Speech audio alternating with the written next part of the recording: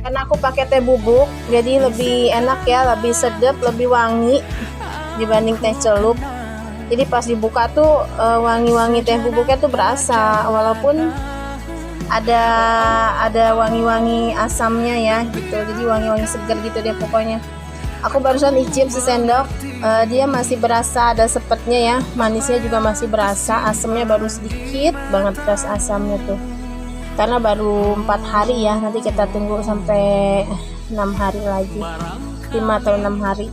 Insya Allah siap dipanen. Kita tutup lagi ya. Aku tuh karena baru coba bikin teh kombucha ini ya, jadi lucu juga loh.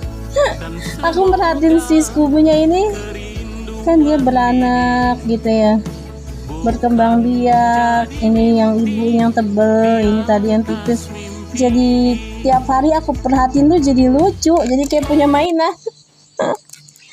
Ya Allah, lucu banget ya, Masya Allah.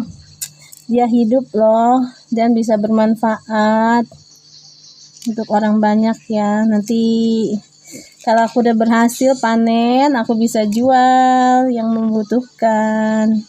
Aku mau masukin di online ya. Amin. Sehat ya Scooby. Nah, tipis banget loh.